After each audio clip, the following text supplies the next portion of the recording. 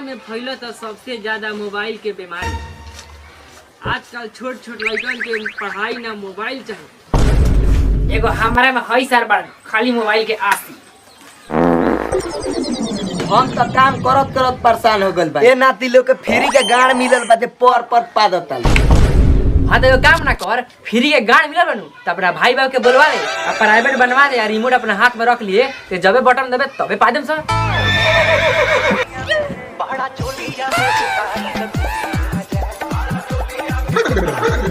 Hello प्रणाम माई, खुशी रहो। गोबर बड़ुआ कहाँ बा? यही दीवानी पुतारा तनी दे तो ले आई धरू। लड़छूता बबुआ फोन कइले बा। हेलो गोबर गड़ुआ दी पाना। खुश रहो सारे बाबू। सुनो ना बाबू, काल अपना दुआर पर हमरा मलवा के भाई और बाबू आवता लोग, नाश्ता पानी के व्यवस्था कर दियो। आ दहेज तो बरियारे मंगियो, कोनो कमजोर ना। सुन ला बाबू, दहेज जहाँ जे मंगलो कमजोर तो मेहरारू से पहले तोहरे के बना देम लड़को। टेंशन मत लो, कल हित लो आई लो 10 बजे। हमें यही बेरा गाड़ी पकड़ ले तनी, कल भोरे उतर देम 6 बजे। रेस्ता जब ते आवत पड़ले बाड़ी ते तब फरमाइश काय खाती कइले है? पहले ही कह दे तनी जे पैसा कौड़ी के व्यवस्था कर दियो, ना तो हमरा लगे झरल झाट नहीं है। हमरा ये कभी आइला तो मारम लोरहा से लारे कुछ दिमता।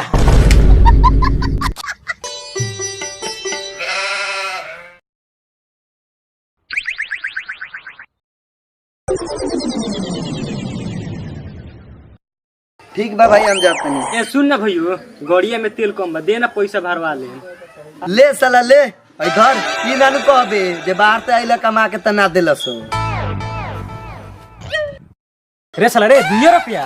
तोरा 2 रुपया कम लागता। 1 रुपया के तेल डलवा लिए आ 1 रुपया के लालीपॉप चापते चल जाइए। ठीक बानू जो बोर सार मोली छबारे।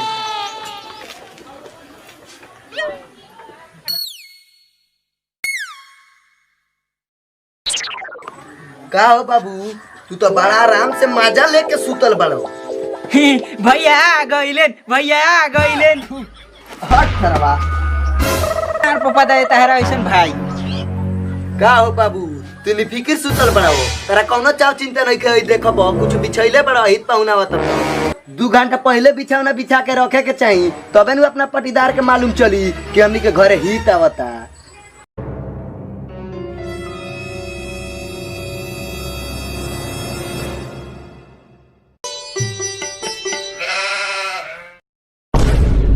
बाबू हित तो आ गइलू। रोरे गोबन बरुआ भानी का जी। ए गोबन भरुआ ना, गोबन गड़ुआ नाम बा। खा के दाल भात भुजिया चाप के, आ बड़ा बढ़िया नाम बा तोरा बाप के। नाम तो नामे हो। चले बैठल जाओ। ए रुक के मारे बैठो मत जा। अभी दीवार हमार बाहर आइल नहीं बउआ। दीवार बाहर तो पड़े। 2 मिनट खड़ा रह। बाहर।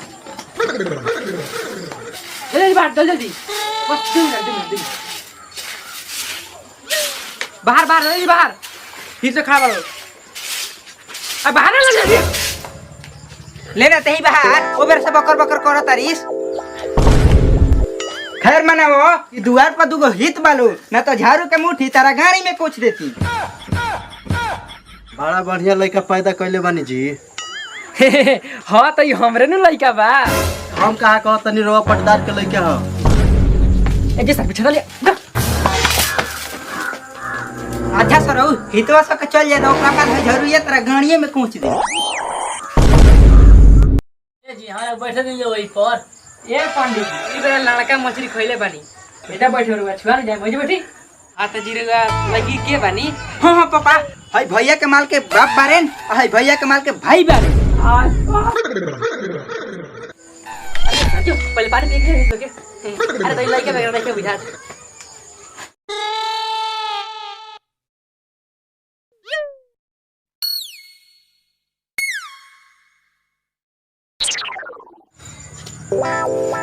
ताकते बानी पी ले पानी पी लो। भाग महाराज, खड़े पानी पी तो अब का हमारा खड़े पानी पिएब।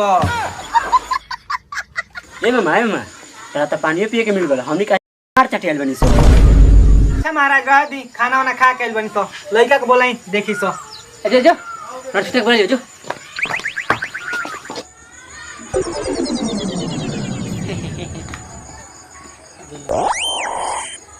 प्रणाम प्रणाम प्रणाम प्रणाम बाबा जी। लड़का पसंद बा। हाँ लड़का पसंद है बा। हाँ तो बताई दान दहेज का लेम। ये दाम दहेज का पूछे के बा। हमार जब शादी भइल तो हमारा दहेज में एगो छोटकी साइकिल मिलो, तो कम से कम हमारा बेटा के दहेज में लड़ेंजर एगो मिले के चाहिए। ए हम लड़ेंजर साइकिल पर ना चढ़े, हम थार पर चढ़े। ये हमारा लाड़ पर ना चढ़बो, 3 मिनट में 3 तीर लोग देख लेबो। हाँ, अब का देखी सुदीन हमरा लागो तो सर बिया कटी मंगरे के दिन। ए हमारा थार चाही तो अबे दिन धराई। रुक सरवा तोरा का थार दी। अच्छा अच्छा ठीक बात, तारा का थार दिया आई। जब दहेज मिलते बा थार, ओ खियाओ पतल खियाओ, जस जस खियाओ सन।